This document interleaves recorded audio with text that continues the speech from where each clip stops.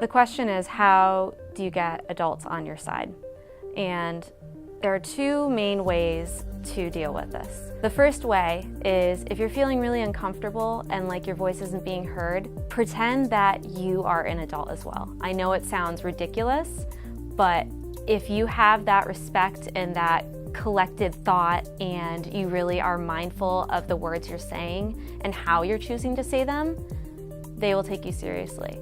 And also the other thing that you can do is do your research. Do your research not only of your viewpoints, but also talking points that someone else might come at you with.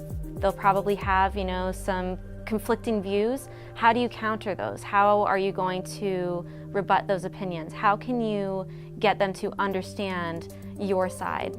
And lastly, they're a human too. They're still trying to grow and develop viewpoints, even if they're an adult.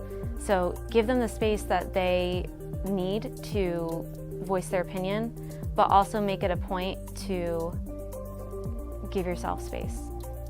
I think the role of adults is a little complicated because adults are very used to having power in situations, especially when they are relating to students or youth. They're used to having more knowledge, they're used to having more connections, more thoughts about an issue, but in this movement, students are really the voice.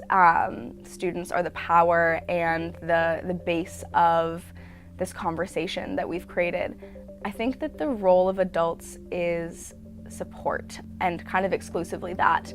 It's not to influence, it's not to dictate, it's not to mandate, simply to support students in speaking about what they're passionate about, and helping students to create change in the way that students want to.